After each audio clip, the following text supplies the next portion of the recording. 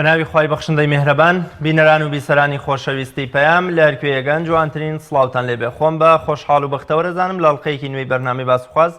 بە دیداریەوەی عەزیز و خۆشەویست شاد دەمە و ئەڵقەیەکی نوێی بەرنامەکەتان پێشکەش دەکەم. هونەری جواننووسی و خۆشنووسی دەکەمە تەوەری ئەمڕۆی بەرنامەی باسوخواز. بێگومان خۆشنووسی یەکێکە لەو هونەرە گرنگانەی کە لە دێر زەمانەوە بەشێکی زۆر لە میلەتەکان گرنگیەکی ئەوتۆیان پێداوە و تا ئێستاش بە یەکێک لە هونەرە زیندوەکانی نێوگەلانی زیندوی دنیا دەژمێرێت. تەنانەت دەگوترێ ئاینی پیرۆزی ئیسلامیش کە هاتووە هەرچەندە بەشێک لە ڕەسم و لە پەیکەرە قەدەغەکراوەکانی حرام کردو، بەڵام گرنگیەکی بەرچاو ئەوتۆی داوە بە زەخرەفە و خۆشنووسی. تەنانەت یەک لەو دووزانە هەرە بەرزەیکەوە گرنگیەکی زۆریان بمبوارە داوە بە جێگەی خۆشنووسی گەورەی مێژووی ئیسلامی ناو دەبرێن. ئیبن موقلە و ئیبن حاجبن کە تەنانەت شاعیرانی کورد زمانیش لە شێعرەکانیاندا وەسفیان کردوون و ناویان هێناون. ئێمە لەم بەرنامەدا باز لە هونەرەکانی جواننووسی وە گرنگیەکەی وە مێژووەکەی وە بۆچی تا ئێستا لە نێو میلەتی کووردا نەبۆتە یەکێک لەو بوارە گرنگانەی کەوا گرنگی پێ بدرێ وە بۆچی لە کەرتی پەروەردە و خوێندندا لە بواری پەروەردە و فێرکردندا تا ئێستا گرنگیەک بەم لایەنە نەدرا. بۆ مەبەستە میوانداری زۆر بەڕێز مامۆستا ئەحمەد سەعید خۆشنووسم کردو. مامۆستاگیان زۆر بەخێر بێ، سوپاس بۆ ئامادەبوون. سوپاس بۆ ئێوەش. سەرتا پێم خۆشە بزانم جواننووسی چییە و بەچی دەگوترێت جواننووسی خۆشنووسی؟ هونەری خۆشنووسی یاخود جواننووسی هونەرێکی زیندووە، بەشێکە لە هونەری تەشکیلی شێوەکاری. ئەم هونەرە لە دوای هاتنی ئاینی ئیسلامەوە زیاتر سەری هەڵدا و پەری پێدرا. لەبەرەوەی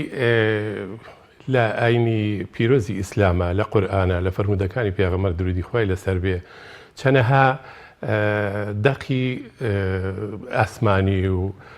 ئەوانەی کە لە زمانی پێغەمبەر درودی خوای لەسەر بێ وتراوە گرنگی بە خوێندن و خوێندەواری دراوە. لەناو ئەوانەی کە پەیڕەوکاری ئەم ئاینەش بوون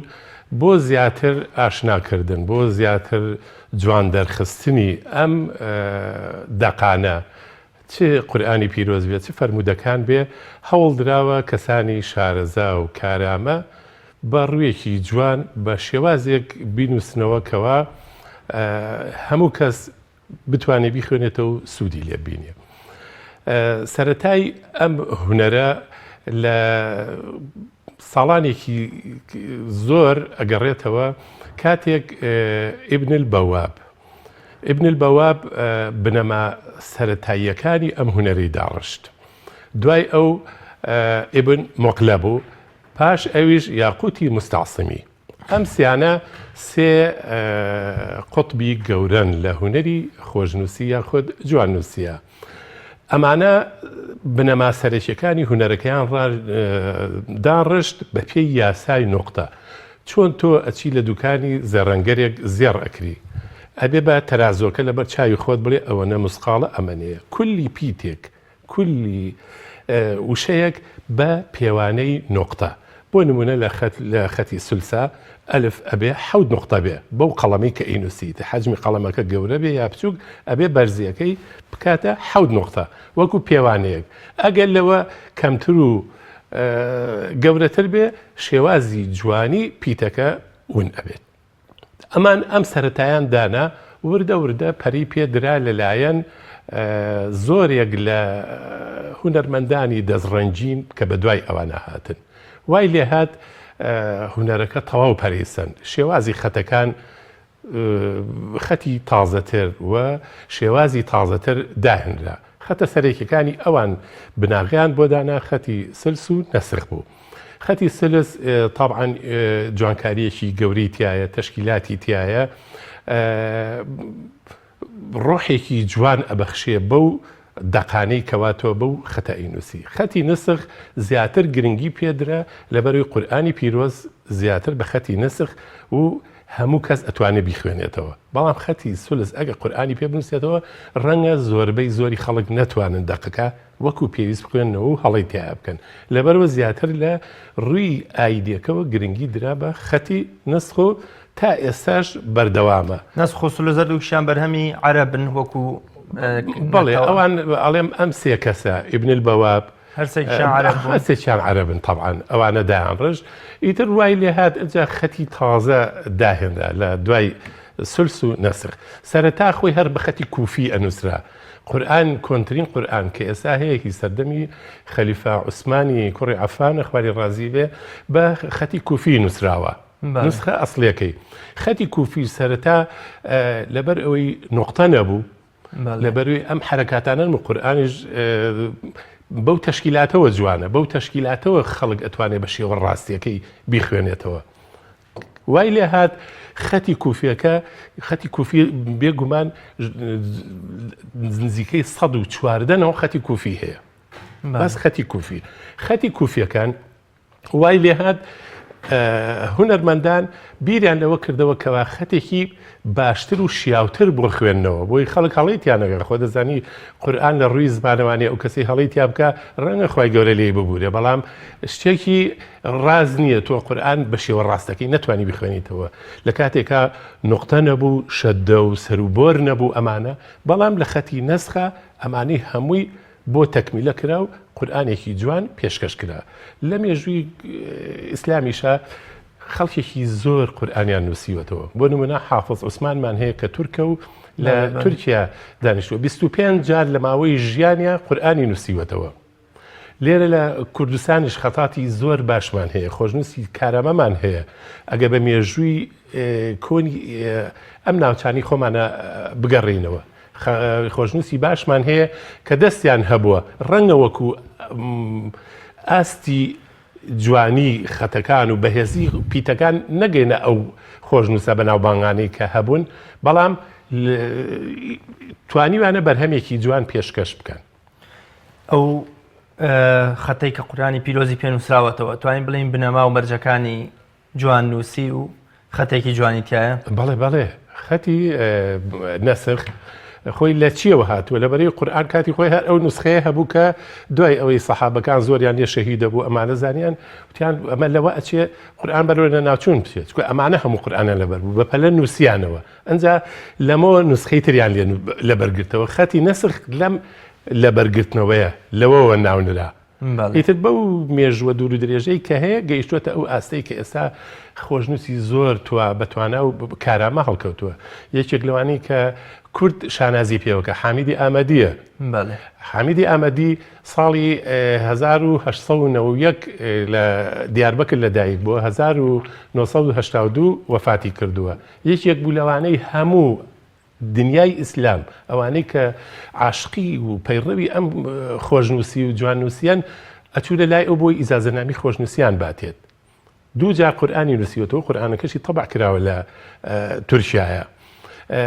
ئەحمەدی قەرەحەساریمان هەیە کە خۆشنووسێکی زۆر بەتوانایە لە ماوەی ژیانە 4 سوڵتان لە ماوەی ژیانی ئەما 4 سوڵتانی بینیوە قورئانێکی نووسیوە ئێستاش یەک بینای گەورەی لە ناو تورکیایە بۆ دانراوە مەتحەفێک بە حیمایی زۆرەوە حیمایی ئەم قورئانی ئەم ئەکرێت کوردیش کوردە بەڵێ ئەحمەدی قەرەحەساری من دوا وتارم لە گۆڤاری شاربەژێر لەسەر ئەم زاتە بڵاو کردوێتەوە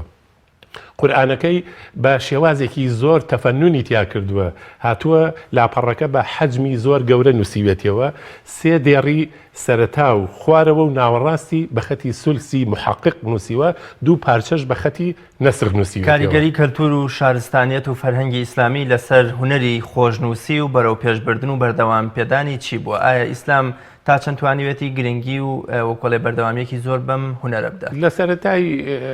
دەستپێکەکە تا جەنابەت ئیشارەتت بەوەدا کە ئاینی ئیسلام هەنێشتی قەدەغە کرد وەکو وێنە و پەیکەر و ئەمانە زیاتر پەیڕەوانی ئاینی ئیسلام بەرەو خۆشنووسیەکە ڕۆیشتن لەبەرەوەی هەم جوانکاریەکە هەم ئەتوانێت ڕوویەکی گەشی شارستانی بدرێ بە هونەری خۆشنووسیەکە زۆر باشە کەواتە بەر لە ئیسلام شتێک هەبووە بە ناوی هونەری خۆشنووسی تا بەونە ئیسلام گرنگی زیاتری پێدایان بەون ئەتوانین بڵین داڕێژەر و دروستکەری یەکەمی ئەم هونەرە تەنها و تەنها ئیسلام بووە فەزلی گەورە بۆ ئەم هونەرە ئاینی ئیسلامە کە لە دوای ئاینی ئیسلامەوە خەڵک گرنگی ئەیاکە شوێنە ئاینیەکان مزگەوتەکان ئەو شوێنانی کەوا پەرستنی تیا ئەکرێت بە ئاەت و فەرمودەکان بڕازێنرێتەوە. جوانترە تا ئێسش ئەو نەریتە بەردەوامە. ئێستش سیرکە لە وڵاتێکی وەکو سعودیە، لە تورکیا، لە ئێران، لەو شوێنانی کەوا ئاینی ئیسلام تیا زۆر بربڵاوە، گرنگیەکی زۆر ئەدرێ بە جوانکاری لە مزگەوتەکانە، لەو شوێنانی کەوا بتوانن جوانترین لە وتەکانی خوا لە مزگەوتەکانە نیشان بدرێت. کامانن ئەو میلەت و گەلانەی کە تا ئێستا خۆشنووسیتیانە بووە بە کەلتور و خۆشنووسیتیانە گەشتۆتە لووتکە و ئەوجی بەردەوامی بۆن. هەتا بڵین دەوڵەتی عوسمانی هەبوو، زیاتر چۆن ئەڵێ قیبلەی خەفاتەکان لەوێ بوو. بەڵام دوای ئەوەی کە ئەوان نەمان، ئێستا لە ئێرانە گرنگیەکی زۆر زۆر لە ڕادەبەدەر بە هونەری خۆشنووسی ئەدرێت. تەنانەت ئەو کەسەی کە لە تاقیکردنەوەیەکی خۆشنووسیە دەرئەچێ و ئیجازەنامەی پێ ئەدرێ، بڕوانامەکەی هاوتایە بە بڕوانامەیەکی دکتۆرە. ئەتوانێت بڕۆ لە زانکۆیەک دەرز بڵێتەوە، مامۆسایەکی زانکۆ دکتۆرێک چه ئیمتیازاتێکی هەیە ئەویش هەمان ئیمتیازاتی ئەبێت. گرنگیەکی زۆر زیاتر لەبێ ئەدەم. ئەم گرنگیە چیە کە بڕوانامەی خۆشنووسێک هاوتایە لەگەڵ بڕوانامەی دکتۆرایەک و دکتۆرێکی گەورەتوانین لە جامعان گرنگیەکی زۆری پێ بدرێ و بەکاربێنرێ. ئەمە گرنگیەکە لە چیەوە؟ گرنگیەکەی لە چیەوەیە؟ گرنگیەکەی لەوەیە ئەم خۆشنووسە هەتا ئەگا بەو ئاستەی کە ئیجازانامەیە گوەر بگرێت لە مامۆستاکەی. چۆن کابرایەک قورئان ئەخوێنێ بە تەجوید یا بە هەر شێوازێک، ئەبێ ئیجازە وەربگرێ و فێر بێ لای مامۆسایەکی پێش خۆی. لە خۆشنووسیشا بە هەمان شێوە پێویستە ئەم کەسە ساڵانێکی زۆر سەرقاڵی ڕاهێنان بێ لە جۆرەکانی خەت، بە تایبەتی لە دوو جۆرە سەرەکیەکە، لە خەتی سولس و نسخ. ئەو کاتەی ئاخر تابلۆی کە پێشکەشی مامۆستاکەی ئەکا و ئیمتیحانی ئەکا لەسەر ئەوە و لە هەموو ڕوویەکەوە بۆی هەڵەسەنگێنێ، ئەبێ بزانێ ئاستێکی زۆر زۆر پێشکەوتووی هەیە. ئەنجا ئەم مامۆسایە ڕێگە ئەیا بەخۆی ئیجازەنامە بابم کەسە. بەڵێ، دەگوترێت دوو جۆر لە خۆشنووسی هەیە، ڕق و نەرم. ئەم دوو جۆرە چین و کامانن؟ وەڵڵاهی خۆی ئەوەی کە بتەوێ هەموو هونەرێک، بۆ نمونە کابرایەک خەریکی مۆسیقایە، هەر یەکسەر ناتوانێت ئالەتێ بگرێ بە دەستیەوە و بژەنێ، ئیلا ئەبێت تەمرین کە لەسەر نۆتەکان، لەسەر پلە و پەیژە و ئەمانەی کە لە هونەری مۆسیقا هەیە. لە خۆشنووسیشە ئیلا خۆشنووس بەچی دەستی نەرمە بێ بە پرۆڤەی زۆر. ئێمە من بۆ یادهێنانەوە میرزا محەممەد ڕزای کەڵهۆڕ ئەهێنمەوە. لە خەتی فارسیە زۆر زۆر بەدەسەڵات بووە. 20 ساڵێک لەمەبەر یادی 100 ساڵەی کۆچی دوایی ئەو زاتە بوو. یەکێکە لەوانەی لەم خەتی فارسیەی کە ئێستا نەستەعلیقی پێڵێن، شۆڕشەیەکی گەورەی بەرپا کرد. گۆڕانێکی زۆری کرد لە شێوازی پیتەکان، لە بچووکردنەوەی ناوی یا، نون، فا، کاف، ئەمانە کە ئێستاش ئەوانەی کە ئێستا زۆر بەناوبانگن لە کۆماری ئیسلامی و لە ئێرانە لە بواری خۆشنووسیە لەسەر ئەو ڕێچکەی میرزای کەڵهۆڕ برین پرۆڤ ئەکەن و تەمرین ئەکەن. ئەڵێ لە شەو ڕۆژێکە کە 24 سەعات بووە، 18 سەعات من تەمرینم کردووە. 6 سەعاتم داناوە بۆ خەوتن، بۆ ئیسراحەت، بۆ ئەگەر هەنێ ڕۆژ کە جومعان بووە زیاتر ڕۆژانی هەینی نەمتوانیوە ئیش بکەم، قوتابیەکانم هاتون تەمرینەکانی هێناوە بۆم سیرکردون و هەڵ و ڕاستەکانم بۆ دیاریکردون. 18 سەعات تەمریری کردووە ڕۆژانە، ئەنجا گەیشتوەتە ئەو ئاستە. یعنی دەستنەرمی خۆشنووس یا جواننووس ئیلا بە تەمرینی زۆرە. بۆچی میرزای کەلهۆڕی خوای گەورەی خۆش بێ نەیتوانیوە لەنگەڵ ئەم کارامەیی و وەستایی و لێزانی و گەشتنە لووتکەیی شتێک بە داهێنانێکی لە نێو خۆشنووسی کوردیا بکردایە، یا شتێکی بۆ کورد بۆچی دانهێنەوە؟ چەندین جار لە هەنێ بەرنامە کە چاوپێکەوتنم لەگەڵەکرێ لە گۆڤار و ڕۆژنامەکان کۆمەڵی وتاریشم هەیە لەسەر ئەوە. بەڕاستی من خۆم وەکو خۆشنووسێک کە ساڵانێکی زۆرە خەریکی ئەو لەو بوارەیە ئیش ئەەکەم، من خۆم ئەیگەڕێنمەوە بۆ دووهۆ. یەکەم، کورد تاوەکو ئیمڕۆژ ڕێنووسێکی یەکگرتومان نییە. بەڵێ، ئێمە ئەلفبای عەرەبی بەکارهێنین، نەمانتوانیوە ڕێنووسێکی یەکگرتو هەر لە ناو ئەم زاراوانەی کە هەمانە لە موکریان لە سلێمانی لە بادینە لەمە لە کوردستانی تورکیا ئەمانە نەمانتوانیوە ڕێنووسێکی یەکگرتو بۆ کورد دروست بکەین. دوو هەم بارودۆخی کورد کە میلەتێکی ژێردەست بووە هەموو کات و ساتێک ئێمە معڕەزین بۆ ئەوەی کەوا لە ناو ببرین جینۆساید بکرین یعنی هەڕەشەی لە ناو چوونمان لەسەرە ڕەنگە ئەو دەرفەتە نەهات بێتە پێشەوە تا برین هونەرمەندەکانمان بیر لەوە بکەنەوە ئەوان ئێستا وڵاتێکی وەکو ئێران توانیوێتی خەتی فارسی بۆ خۆی جیابکاتەوە و شێوازێکە و ئێستا شانازی پێوەکەن و هەتا لە خەتی فارسیەکەشە کردویانە بە سێ بەشەوە تعلیق نەستعلیق شکستە بەڵام ئێمە من وەکو خۆشنووسێک کە لەو بارەیە ساڵانی ئیشم کردووە ئیگەڕێنمە بۆ ئەو دووهۆیە نەبوونی ڕێنووسێک نەبوونی بارودۆخێکی ئەمنی باش کە کورد ئیسراحەتی لێ بکە لە هەموو بارودۆخێکە ئالی ئێستاشا ئێمە هەر معڕەزین بۆی ڕۆژۆژان پەلامار بدرین بۆ ئەوەی لە ناو بچین ئەوەی بنیادمان ناوە ناشکری نەبێت لە دەستی بدەین. جۆرەکانی خۆشنووسی چەند جۆرمان هەیە بۆ نمونە لە عەرەبا لە فارسا لە تورکامانە هەر نووسەرێک کە شتێکە نووسێر خۆشنووسێکە شتێ نووسێ توانین بڵین جۆرەکانی کامان و چەند جۆرن. خەتە ڕئیسەکان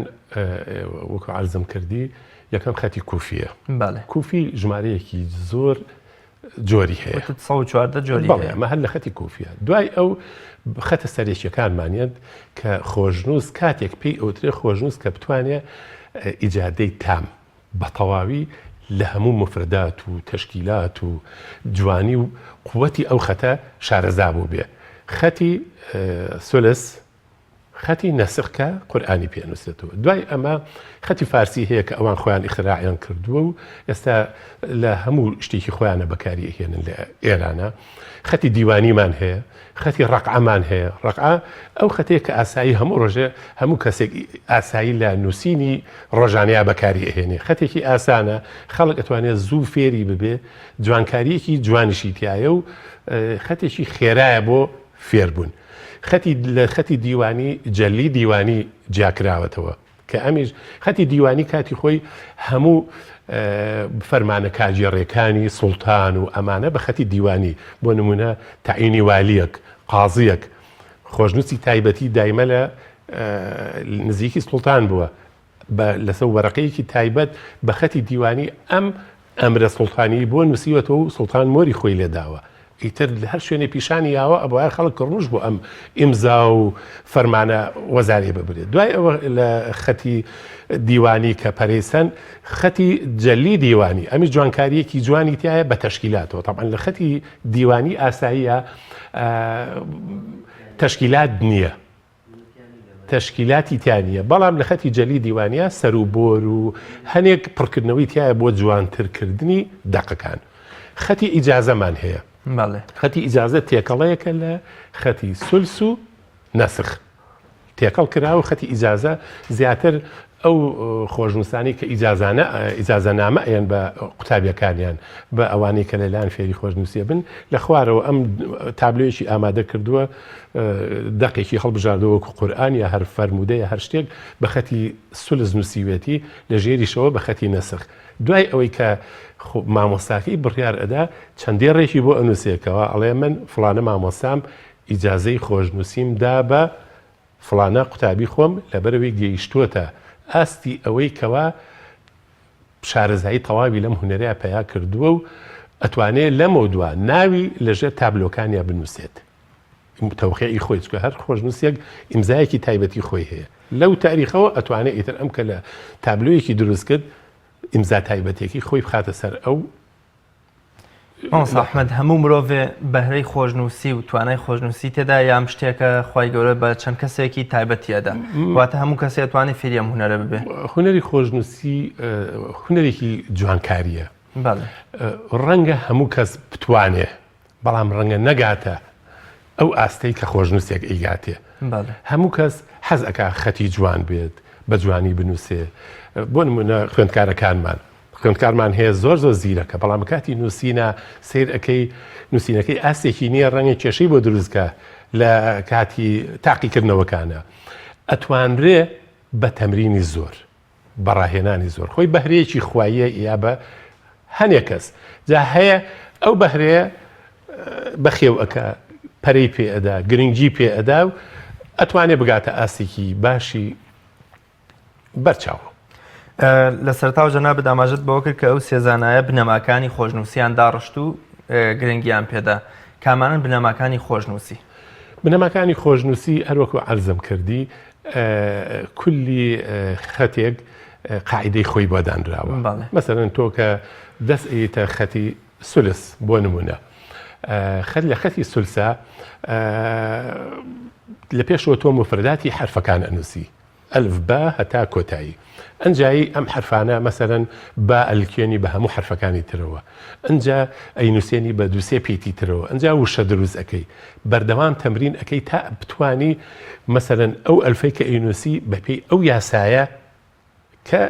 مامۆستا خۆشنووسەکانی پێش ئێمە دایانناوە و زەبتی کردووە هەموو شتەکە ئەگەڕێتەوە سەر تەمرینی بەردەوام و بێزار نەبوون لە چۆن ئەڵێ لە ئەوەی کە مەشقی بەردەوام بکەی مەشقی بەردەوام ئەتوانرێ ئەو کەسە بگەێنێتە لووتکە. باڵێ مامۆستا ئەحمەد ڕۆڵی حوجرە و زانایانی ئێمە لە ڕابردوودا کاتێک کە ئێستا مەختووتەیەک دەستنووسێک دەدۆزینەوە سیرەکەین بە خەتێکی زۆر جوان نووسراوەکەوە شارەزانی ئێستا توان بیخوێننەوە بەبێەوەی هەڵەیەکیشی تیاابێ کاتێک ئێمە مەختووتیان بۆن دەستنووسی 100 ساڵ بەر لە ئێستا دەدۆزینەوە لە وڵاتانی سعودیە وێران بینین کە زانایەکی کول لە حوجرەکانەوە بە شێوازێکی زۆر جوان نووسیوێتەوە کە ئێستا ئێمە سوودی لێبینین ئەمە لە چیەوە سەرچاوی گرتووە و ڕۆڵی حوجرە و زانایانمان چی بووە لە ئەم هونەرەدا کاتی خۆی کە قوتابخانە نەبووە زیاتر حوجرەکان هەبووە کولی مزگەوتێک یا شوێنێک کە مامۆسایەکی ئاینی یا ڕەنگە دانەیەک دوان بوو بن کۆمەڵێک فەقی و موریدی خۆیان هەبوو ئەوانی کە وانیان لای ئەمان خوێنەوە وانەکانیش دەرسی قورس بوون و هەمووشی بە زمانی عەرەبی بووە. من دائیمە باسی ئەوە ئەەکەم ئەڵێم فەزلی گەورە لای ئەو کەسانەیە یعنی ئێمە ئێستا هەموو وەسائلێکمان لەبەردەستایە ئەنجا ڕەنگە نەتوانین شتێک پێشکەشکەین لە ئاستی پێویستا بێ بەڵام ئەو کاتە تا وەرەقەیەکی حازر کردووە وەرەقەیەک کە بتوانێت تابلۆی خۆشنووسی یاخود ئەو دەستنووسانە ئەبێ ئەسە وەرەقەیەکی تایبەت بێ کە بەرگەی زەمن بگرێ هەروەکو جەنابەت باست کرد دەستنووس هەیە ئی چەندەها ساڵ لەمەوە پێشە هێشتا وەرەقەکە وای لێ نەهاتۆ کە بڵی ئیتر لە ناو ئەچێت ڕەنگە هەنێ زەمن زەردی کردبێ کە ڕووی لێیدا بێ یا هەر شتێک بەڵام ئێستا خۆشبەختانە هەنێ ئامێر هەیە کە ئەتوانرێ ئەم وەرەقانە تازە بکەنەوە پاشان خۆی مەرەکەبی بۆ خۆی ئامادە کردووە ئێمە ئێستا ئەنواع و ئەشکاڵ مەرەکەب لەبەر دەستمانایە ئەنواع و ئەشکاڵ سلایە لەبەر دەستمانایە وەسائلێکی زۆر لە هەموو شتێک لەبەر دەستمانایە بەڵام فەزلی گەورە بۆ ئەوانە کە هەم لەوێیە پەریان بە خوێندەواریاوە کۆمەڵی خەڵکی زۆر زانا و بەهرەمەندیان پێگەیاندووە زانای زۆر گەورەمان هەیە بڕۆ ئێستا لە کتێبخانەی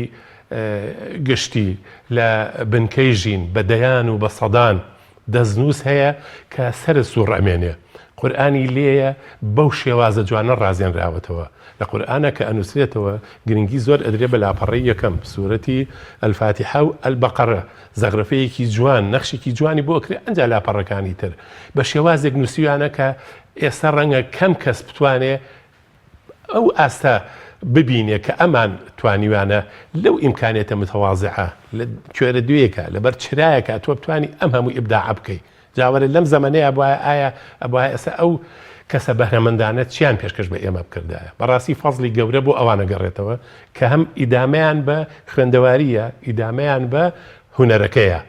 بۆی عاشقانی خۆیان بۆی قوتابیەکانیان موریدەکانیان سوود لەو بەرهەمانی ئەوان وەربگرن. پێویستیەکانی خۆشنووسی چین؟ قەڵەمە مرەکەبە کاغەزە ئەو کەسەی کە خۆشنووسە و بۆ ئەوەی وەرەقەیەکی جوانمان بۆ بنووسێ پێویستی بەچی چییە لە ئامێرەکان و لە پێویداویستەکانی تر؟ ئەوەی کە خۆشنووسی پێ ئەنووسێ قامیشە. بەڵێ قامیشەکانیش ئێستا جۆری زۆریان هەیە ئێستا زۆربەی زۆری قامیشەکان ئێمە لە ئێرانەوە بەمان دێت قامیشی زۆر بەقوت چاقۆی تایبەت هەیە کە ئەی بڕێ ئیتر تۆ بۆ حەجمەی خۆت کە ئەتوێت تابلۆیەک بنووسی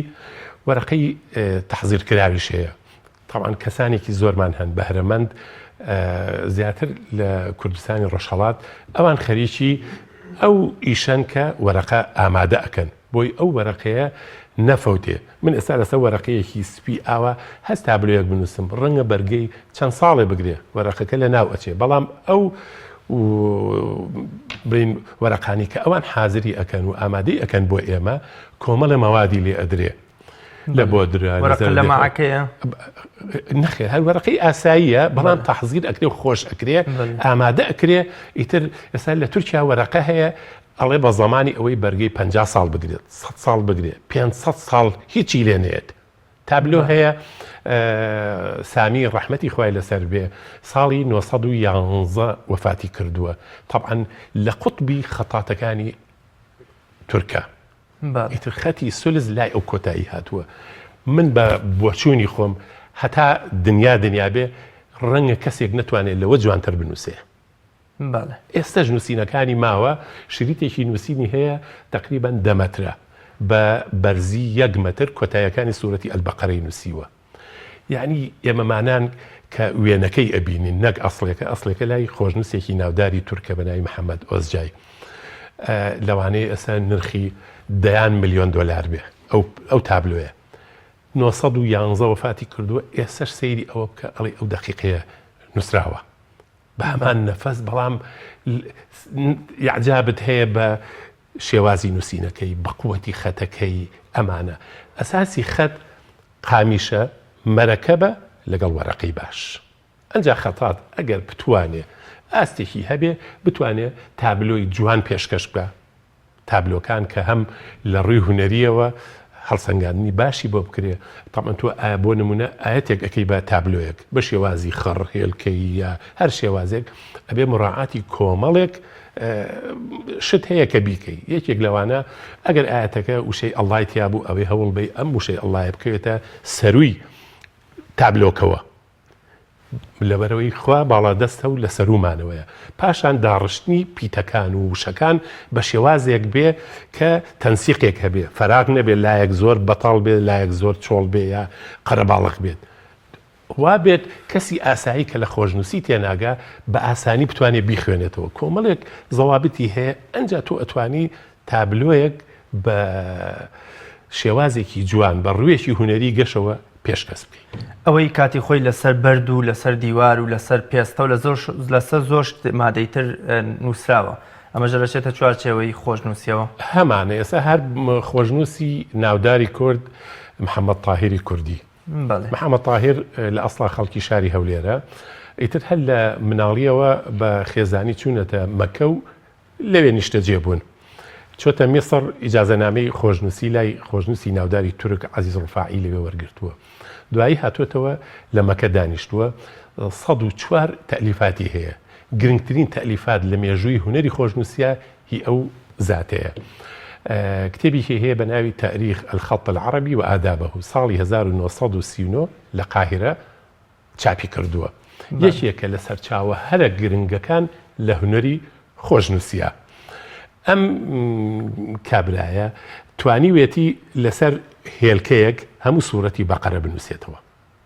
لەسەر هێلکەیەک لەسەر دەنکە گەنمێک سوورەتی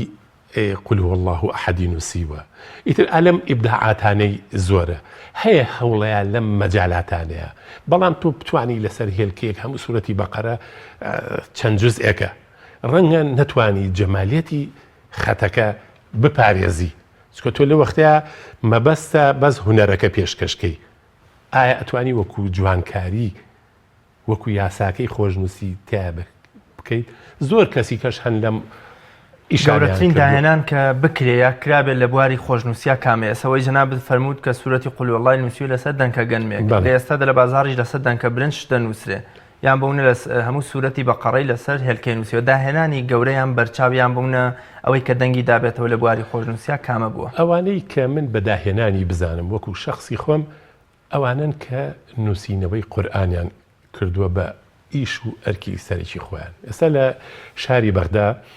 خۆشنووسێکی بەناوبانگ هەیە نەبیل ئەلشەریفی. هەموو ئیشی ئەم مامۆستایە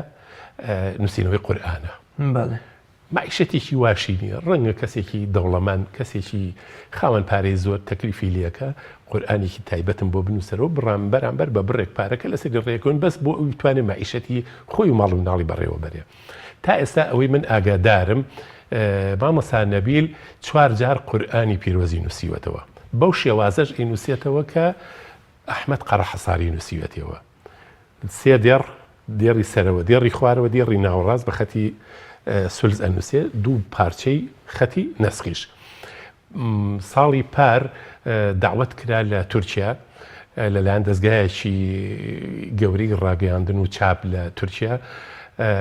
جوزئی 16 و 17 هەڵیان بژارد بە حەجمی زۆر گەورە ئەو دوانیان بۆ تەبع کرد وعدیان پێیاوە هەموو قورئانەکەی بەو حەجمە و بە چەند حەجمێکی تر بۆ تەبعکەن گەورەترین داهێنان کە یەکێ بتوانێت بە نظری من ئەوەیە کە بتوانێت داهێنان لە نووسینەوەی قورئانە بکەیت چونکە نووسینەوەی قورئان بەڕاستی ئەرکێکی گەورەیە ڕەنگە هەموو کەس نەتوانێت خۆی لێ بە زۆر کەس تەمەنا ئەکا بەڵام ڕەنگە ئەو ئاستەی نەبێ بتوانێت قورئان بنووسێتەوە ئەوەی کە بتوانێت قورئان بنووسێتەوە لای من گەورەترین داهێنانی کردووە من بە بۆچوونی خۆم وەکو خۆش نووسێت زۆر باشە بۆچی لە ئێستا لە کەرتی خوێندنە لە پەروەردە و فێرکردنە گرنگی بەم هونەرە نادرێ خۆی ئەگەر پێی بدرێ ئیشێکی زۆر باش ئەکرێت ساڵەکانی زوو باسی 60 و 70کان ئەەکەم هەر دەرسێکی تایبەت بە ناوی خەتی عەرەبی هەبوو لە بەغدا و کوڕاسەکانی مەرحوم هاشم بەغدادی و هیلال سەبری خەتات و ئەمانە تەبع کرابوو وەکو مادەیە یعنی ڕۆژانە تۆ لەگەڵ وانەکانی زانست و جوغرافیاوانە دەرسێکت هەبوو بە ناوی خەتەوە بەڵام خەلەلەکە لە چیا بوو ئەو دەرسە ئەبووهایە کەسێک بیوتایە کە شارەزایی خەتە ڕەنگە کادری وایان نەبوو بێ چونکە من ئێستا مۆسیقا نازانم بێم کەمانێ بگرمە دەستەوە بڵێم من تۆ فێری کەمان ئەەکەم ڕەنگە هەم خۆشم دەستخەڕۆ بووم تۆش و زیاتر دەستخەڕۆ ئەبی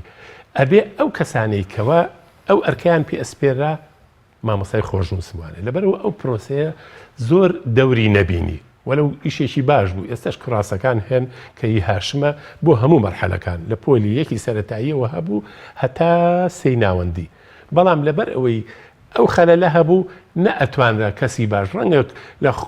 پۆلێکە چەند کەسێک خۆیان بەهری خۆشنووسیان تیا بووە توانی بێتیان بەهۆی ئەمەوە پەرەی پێبن بەڵام لەبەری مامۆستاکان لە ئاستێکی پێویستانە بۆ نەتوانرا ئێستا هەوڵێک هەیە لە زۆر لایەنەوە کەوا دووبارە وانەکانی خۆشنووسی بخرێتەوە بواری خوێندنەوە چکە بەڕاستی خەڵکێکی زۆر خوێندکارێکی زۆرمان هەیە جیرۆدەن بەهۆی ئەوەی کەوا دەسوخەتیان ناخۆشە ناشیرینە ناتوانن وەکو پێویست تعبیرەکانی خۆیان من ڕەنگە کەس هەیە نووسینی پیشانی مندابێ خۆشی بە دیارمەوە بۆ خۆی نووسینەکەی خۆی بۆ نەخوێنراوەتەوە شتێکی بۆ هێناوم ناسیایەکی خۆم ئینشایەکی هێناوتی بزانم ئینشایە باشە من بۆم نەخوێنراوتم ئاوەرە ئەمە چیەمە چۆن نووسیوە خۆشی بوەستا ینی کە خۆی نووسی بووی نەی ئەزانی هەنێ ئەگەر ئەمە بتوانرێ وانەیەکی وا هەبێ کەسی خەتاتی زۆر باشمان هەیە هەر لەم شارەیە کەسی زۆر بتوانە زۆر هەستبەرز هەڵکەوتون ئەتوانن ئەوانە سوودیان لێ وەرگرن لە خوێندنگاکانە وانەی خۆشنووسیان پێ بوترێتەوە ئەگەر وەزارەتی پەروەردە ڕەزامەندی بدا لەسەر ئەوەی کەوە خۆشنووسی بکرێتەوە بە منهەج لە خوێندنگاکە تەکنۆلۆژیا و کۆمپیوتەر چ گورزێکی لە خۆشنووسیدا لە کاتێکە ئێستا خەڵکێک پێ وایە ئەو خەتەی لە کۆمپیوتەرە هەیە دەتوانێت جێ و سەلیقە و زەوقی خۆشنووسیمان بۆ بگرێتەوە بەشێک لەو کتێبانەی کە لە وێنەکاندا بینیم جەنابەت ناوی کتێبەکان نووسیەوە بە شێوازێکی زۆر جوان کەم پێم وایە هیچ کاتە دیزاین و کۆمپیوتەر ناتوانێت بەو شێوە جوانە بینووسێت ئایا تەکنۆلۆژیا و کۆمپیوتەر و خەتەکانی نێو کۆمپیوتەر دەتوانێت ببنە بەدیل و جێگرەوەی خۆشنووسی بۆمان کۆمپیوتەر ئەمڕۆ ینی بۆ بە پێداویستیەکی ژیانی ڕۆژانەمان هەر لە ماڵەوە لە دایرەکانمان لە مۆبایلەکەی دەستمان ئیتر بە دەیان و سەدان فۆنتی جوان هەیە بەڵام هیچ کام لەوانە چۆن ئەڵێی نرخی نووسینێکی دەستی نادات ئەو وێنانەی ئەگەر پیشانتاندابێ هەنێ لەو بەرگانەیە کە من بۆ بنکەی ژین بە شێوەی خۆبەخش ئیشیان بۆ ئەەکەم خۆیان پەیوەندیان پێوە کردم وتیان با کتێبەکانی ئێمە تۆزی جیابێ لە دەستگاکانی تر ڕاستە من وەکو دیزاینەرێک خۆم کە شارەزایەکی تا ڕادەیەک باشم هەیە و ئەتوانم ئیشەکانی خۆم دەبرکەم لەگەڵ نووسینەکانم بۆ ئەنووسین بەو شێوازەی کە ئەگەر پیشانتاندابێ ڕەنگە شتێکی جوان بێ چکە خەتی کۆمپیوتەری تۆ پتێ و نەتەوێ ئیتر قاڵبە و دانراوە بەڵێ بەڕاستی ئێستا کابرایەک دانیشێ بەدەست ئاەتێک حەفرکە بە چقۆیەک بە هەر ئامێرێکە لە بەردەستیا بێ جیهازیش هەیە ئێستا تۆ بەرنمەکەی بۆ حازرەکەی لەم سەر بۆ ئەو سەر نوویکێکی باریکەیەت بە دەقیقی بۆ دەرەهێنێ بەبێ ئەوەی ملیمێکی تیا هەڵە بکە بەڵام تامی ئەوە نایە ئەمەی کە بڵین کەسەکە بەدەست هەڵکەندنەکەی کردووە یا بەدەست لافیتەیەکی نووسیوە ڕۆژانەی لە پرسەکانە ئەم هەموو لافیتەیە ئەبینین لەسەر فلێکسێک ئامادەکراوە زۆر جار تامی ئەوە نایە کە خۆشنووسێک ئەگەر بە فڵچەیەک توانی بێتی نووسینێکی جوان لەسەر پەڕۆ قماشەکە پێشکەش بکە هەر کەسیان نرخی خۆی هەیە من ئێستا ڕەنگە تابلۆیەکی خۆم بەم بە جەنابەت لەکوێ ئەسڵیەکەت بەمێ لەکوێ نسخەیەکی ئستینساخت بەمێ و بەم لەوە نیش بێ هەر یەکیان نرخی خۆی هەیە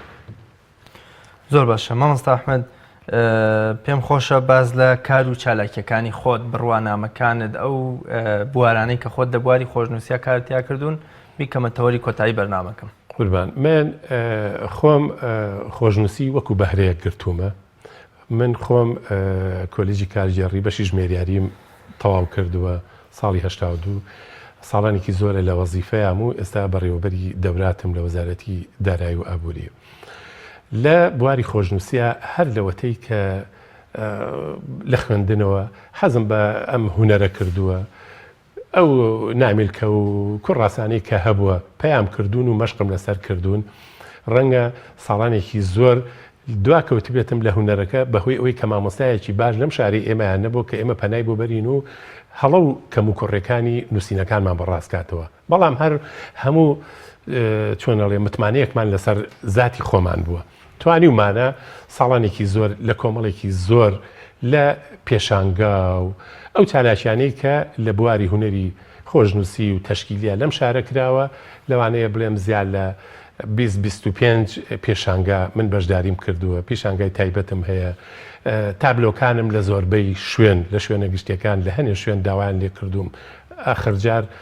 بەڕێز پارێزگار داوای لێکردم چەند تابلۆیەکی خۆم لە دیوانی پارێزگا داوای لە هونەرمەندە تەشکیلی و ئەوانە کرد هەر کەسە بەرهەمی خۆی بەرێ داوای لە منیش کرد 2 تابلۆی زۆر جوانم پێشکەشکردن ئێستا لە دیوانی پارێزگا هەڵواسراوە لە زۆربەی چالاشیەکان بەشداریم کردووە زیاد لەوەش من لە بواری نووسین و گرنگیدان بە مێژووی ئەم هونەرە بەردەوام سەرقاڵم و وتارێکی زۆرم هەیە لە ڕۆژنامەکانی عێراق و ئیتیحاد و یەکگرت و لە گۆڤارەکانی بەیان و ڕۆشنبیری نوێ و ئێستاش لە گۆڤاری شارباژێر ئەنووسم لە گۆڤاری شاکار کۆمەڵێ وتاری زۆر بە پێزم هەیە لەسەر خۆشنووسە کوردەکان و لەسەر ئەم هونەرە زۆر باشە ئەگە برایانی کۆنتترۆل یارمەتیمەم دەنجارێکی تروێنەکان پیشامان بدەنەوە سوپاسیانەکەم لە ساڵی چەندەوە جەنابێت لە بواری هونەری خۆشنووسیا کارەکەی واللهی ئەتوانم بیگەڕێنمەوە بۆ ساڵی هەشتاکان لە ساڵی هەشتاوە ئیتر سەرقاڵ بووم لە ساڵی هەشتا بووم بە ئەندام لە کۆمەڵەی خۆشنووسانی عێراقی بەردەوام لە چالێکی ساڵانەی ئەو کۆمەڵەیە بەشداریم کردووە دوای ڕاپەڕینیش کە سندیکای هونەرمەندان دروست کراوە بە شێوەیەکی کارە هاوکاری ئەو ڕێکخراوم کردووە و بەردەوام لە چالاکیەکانی ئەوانە بەشدار بووم بیرت لەوە نەکردوێتەوە کە خەتێکی نوێ داهێنانێکی نوێ بۆ کورد ینی بۆ منە شتێک دابین کەەوە مۆرک و سیمای کوردی پێوە بێ بەخوا هەمومان ئەوانەی کە تۆزێک ناوێکمان هەیە لەم هونەرەیە و تۆزێک ناسراوین بەردەوام لە ڕاوێژان لەگەڵ یەکتری کە بتوانین شتێک دروستکەین کە بەردەوامی پێ بدرێ نەک تۆ شتێک دروستکەی بۆ ئاستێک ئێستا ئەو خۆشنووسە فارسەی کە سەرەتا میرە ئیمادی حوسنیە کە توانی بنەما سەرکیەکانی خەتی فارسی دانێ ئەوە تا ئێستاش تقریباً وا ئەڕوا بۆ 900 ساڵ لەمەوە پێش کە ژیاوە لەو کاتەوە تو ئەم خەتە و بنەماکانی داناوە تا ئێستاش لەسەری ئەڕۆ و ڕۆژانە پەیڕەوکارانی ئەم هونەری بڵین خەتی فارسیە زیاد ئەبێ ئێمەش ئەبێ شتێ بکەین کە بۆ شتێکی کاتی نەبێ مەرحەلی نەبێ بۆ سەردەمێک بتوانین شتێ بکەین وا بێت کە بەردەوامی هەبێ بۆ نەوەکانی دوای خۆمان لە هەوڵین و خوا پشتیوانمان بێ ئینشاءالله. چی بکرێ گرنگی زیاتر بدرێ بەم هونەرە ئەم هونەرە بێتە کەلتور و کاری پێ بکرێت لە نێو ژیانی ڕۆژانەماندا لە نووسینی نامەیەکەوە تا تابلۆیەکی جوان لەکە هەڵیواسین. واللهی ئەوە ئەکەوێتەوە سەر شخصەکان سەر حکوومەت وەکو دەستگا ڕۆشنبیریەکان کللتوریەکان سلێمانی پایتەختی ڕۆشنبیریە ینی وا باشە وا چاکە کە گرنگی زیاتر بەم هونەرە بدرێ. حکوومەت ئەگەر بتوانێت لە کەرتی خوێندنە گرنگی بات بە هونەری خۆشنووسی و لە قۆناغەکانی خوێندنە وانەیەکی تایبەت بە کەسی پسپۆڕ و شارەزا کە بتوانێت وانەکە بڵێتەوە ڕەنگە کارێکی باش بێ و خزمەتی ئەمە بکە و بتوانینەوەیەک پێ بگەێنین کە هەر هیچ نەبێ نووسینەکانیان بخوێنرێتەوە ئاسێکی هەبێت. کۆتا قسە و پەیامی جەنابەت وەکو خۆشنووسێک. واللهی من یەکەم سپاسانەکەم بۆ ئەم میوانداریە هیوای سەرکەوتن بۆ بەرنامەکەی جەنابەت ئەخوازم. هیوادارم ئەم هونەرە زیاتر لای لێ بکرێتەوە زیاتر گرنگجی پێ بدرێ لایەنە پەیوەندیدارەکان بەڕاستی بۆ قەیرانی داراییەوە ئێمە ساڵانێکی زۆرە هیچ چالێکیەکمان نەبووە وەکو کۆمەڵی خۆشنووسان وەکو ئەو گروپانی کە گرنگی بەم هونەر ئەدەن لەبەر بێپارەی و بێ ئەمانانی تەنان میوانمان هەبوو لە ئێرانەوە ویستێتی سەردانی ئێمە بکە بەڕاستی نەمانتوانیوە وەکو پێویست بتوانین پێشوازی لێ بکەین. ڕاستە ئەگەر گرنگی پێ دەرێ و تۆ زێر دەستکراوە بن لەگەڵ هەر ئێمە ناهونەرەکانی تریش ئەوە ڕوویەکی گەشی شارستانی لەم شارەی پێشکەش. هیوای سەرکەوتنتان بۆ خوازم زۆر سپاس بۆ بەڕێز زۆر سپاس بۆ بەڕێز مامۆستا ئەحمەد سەعید خۆشنووس کە میوانی ئەمڕۆی بەرنامەکەم بینەرانی بەڕێز و خۆشەویست زۆر سپاس بۆ ئێوەی عەزیزیش تا بە یەکگەشتنەوەیەکی تر بەخوای گەورە میهرەبانتان سپێرم مەرشاد و سەرکەوتوو بن خۆتان دەگەن.